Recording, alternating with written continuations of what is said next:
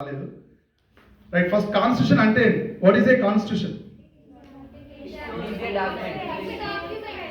Yes.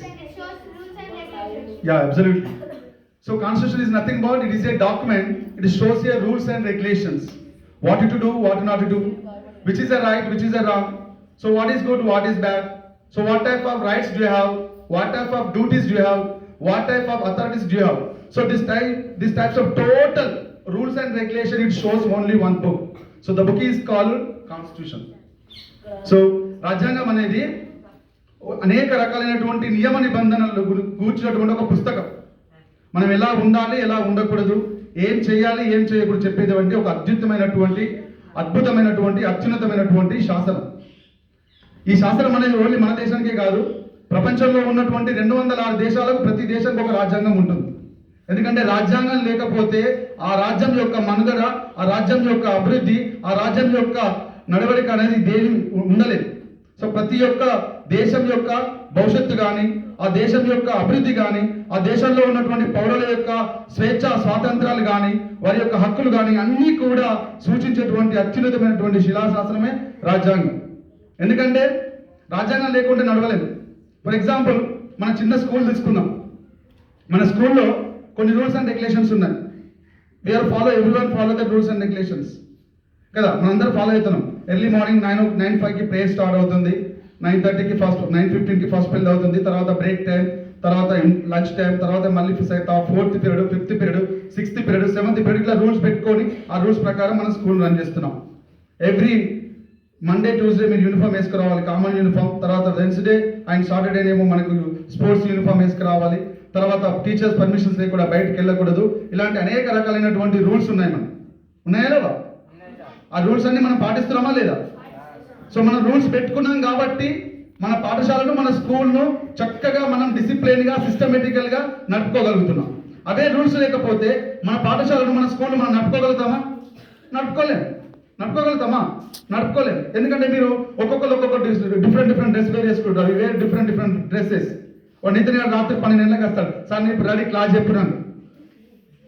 అక్కడ మీరు అందరూ ఒకటేసారి ఈ పీరియడ్స్ అన్ని టైం టేబుల్ లేకపోతే ఒకటేసారి తెలుగు మీడియం పోతుంది, ఒకసారి ఇంగ్లీష్ అని పోతుంది, ఒక్కొక్కసారి పోతుంది. అంటే క్రాష్ అయిపోతుంది. స్కూల్ రన్ చేయగలుగుతామా? మీరంతా డిసిప్లిన్ ఉండగలుగుతారా? ఉండగలుగుతారా? ఉండలేదు. అంటే ఒక చిన్న స్కూలు, ఇంత పెద్ద విలేజ్లో ఒక చిన్న స్కూల్ నడపాలంటేనే మనం ఇన్ని రూల్స్ రెగ్యులేషన్స్ పెట్టుకొని అందరం ఫాలో అవుతున్నాం.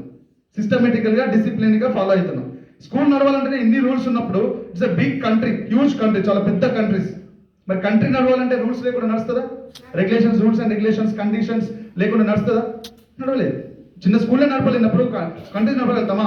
ఎవరికైతే బలం ఉంటుందో వాళ్ళకే ఫుల్ పవర్స్ ఉంటాయి. వాళ్ళే మనల్ని డామినేట్ చేస్తారు, వాళ్ళే మనల్ని డిస్క్రిమినేట్ చేస్తారు, మనం అంచివేస్తారు కదా.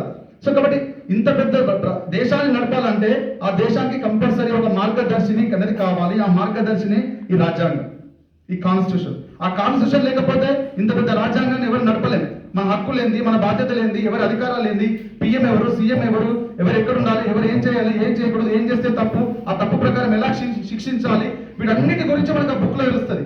పిఎం అయినా, సీఎం అయినా, ఎవరైనా సరే దానికి అతీతం కాదు.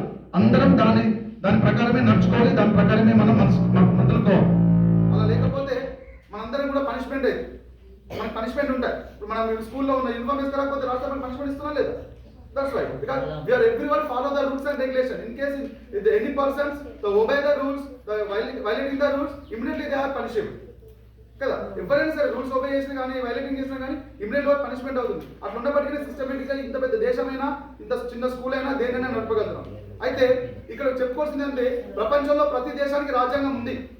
కానీ అన్ని రాజ్యాంగాల కన్నా ప్రపంచంలో ఉన్నటువంటి 206 దేశాల అన్ని రాజ్యాంగాల కన్నా అత్యున్నతమైనటువంటిది, అతి పెద్దనైనటువంటి లిఖితపూర్వక రాజ్యాంగం మన భారత రాజ్యాంగం. రాజ్యాంగం రాసినప్పుడు దగ్గర 389 మంది వివిధ వర్గాల నుంచి, వివిధ ప్రాంతాల నుంచి ఎన్నుకొని వాళ్ళందరినీ రాజ్యాంగం రాయమని వాళ్ళ చేతిలో పెట్టాం.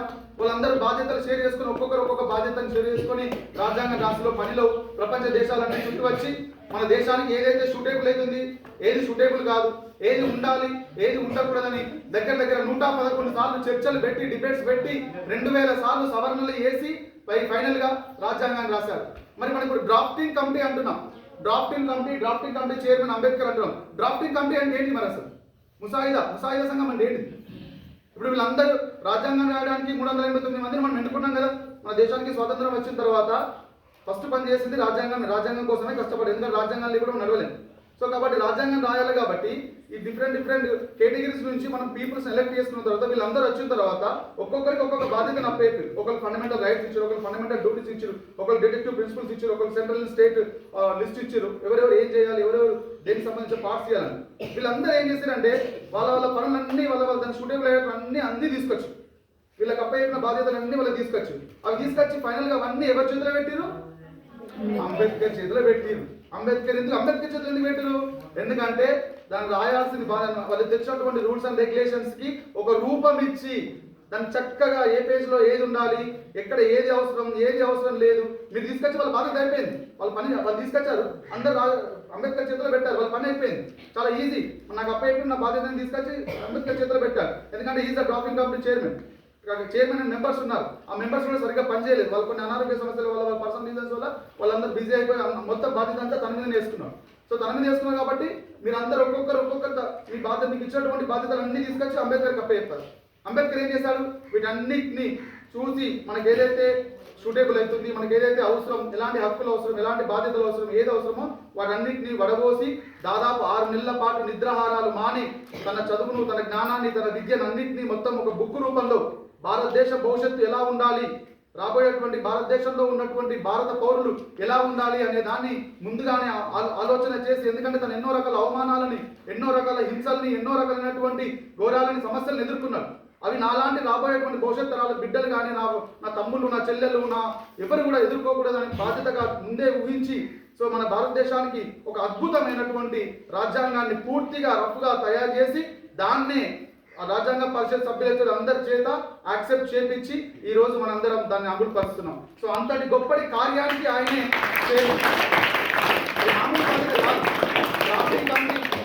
డ్రాఫ్టింగ్ కమిటీ రాయడం అనేది మామూలు బాధ్యత కాదు. అంత బాధ్యతను కూడా చాలా సింపుల్ గా చేసింది ఎవరు? అంబేద్కర్ చేసి ఈరోజు మనకి రాజ్యాంగాన్ని ఇచ్చిండు. మనకి ఈరోజు ప్రపంచంలో ఏ దేశానికి లేదు ఇంత స్వేచ్ఛ స్వాతంత్రాలు, ఏ దేశానికి కూడా ఇంత మంచి హక్కులు లేవు. కానీ మనందరికీ ఉన్నాయంటే కారణం ఆ రోజు అంబేద్కర్ ఆయన రాజ్యాంగ పరిషత్ సభ్యులు వీళ్ళందరూ కలిసి కృషి వల్ల భారతదేశ నిర్మాణం గురించి ఆలోచన చేసి మనకు అందించారు. కాబట్టి మీరు దీన్ని బట్టి మీరు ఏం నేర్చుకోవాలి? వాళ్ళు ఎంతో చక్కగా కష్టపడి వాళ్ళ విద్య నేర్చుకొని మనకు ఇక్కడ ఇంత పెద్ద రాజ్యాంగాన్ని అందించి దేశాన్ని ఇంత ప్రగతి పదంలో ముందుకు తీసుకెళ్తారు. మరి వాళ్ళు ఎన్నో కష్టాలు చూసిర్రు, ఎన్నో